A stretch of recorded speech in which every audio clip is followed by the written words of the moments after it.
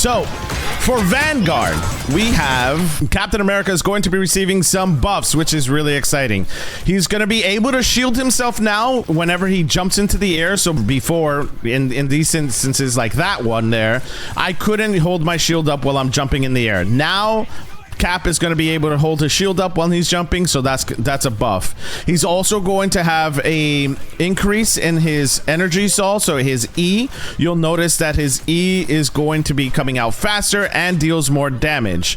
So whenever he throws out his shield, he's going to go from 100 meters per second to 150 meters per second, which is exciting. Another thing that you'll notice as well is that his freedom charge, which is his ultimate, is going to have a alt cooldown. So instead of being 3100, it's going to be 2800, which is needed. I think honestly his alt took a little too long for him to charge up, so I'm glad that they're reducing it by 300. To enhance his combat experience, also Captain America will be able to use melee attacks while using his shield throw. So before, you kind of just waited till your shield came back to you before you're able to continue to hit people. Now you can throw your shield and still be able to hit people while your shield is out and hitting for damage, which is really nice. So it basically brings his uptime quite a bit, and it makes him a little bit more viable, which I'm really excited for. I'm really excited for him to have this little bit of a buff. He needed it,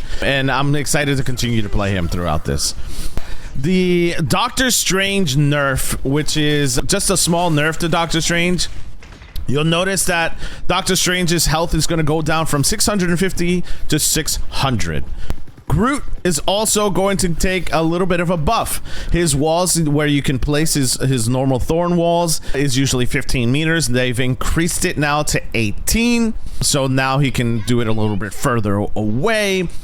Magneto is getting a little bit of a nerf. He's getting a nerf, but he's also getting a buff. And the buff that he's getting is that his normal left click, his normal attack, is getting a buff to 40 damage now. And his metallic curtain energy consumption goes from 50 seconds to 65. It reduces its maximum duration from 2 seconds to 1.5 seconds. He's getting a little bit of a nerf, but also a little bit of a buff, which is exciting. Thor is going to have a little bit of a buff here. He's going to have a buff in the essence of his cooldown. So his Mighty Asgardian is going to get this Awakening Rune, which is his E ability, which is the Dome.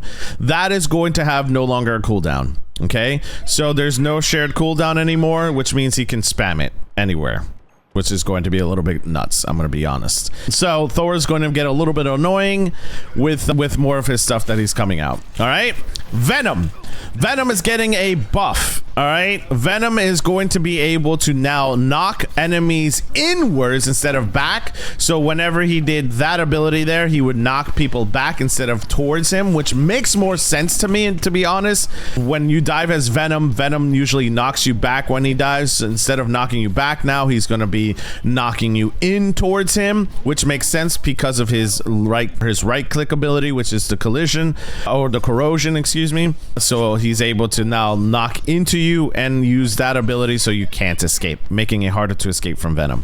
He's also going to have a reduced cost of his ult ability from 2800 to 2500. I don't think that was needed. I think his ult was good where it's at, but you know, let's see where that goes.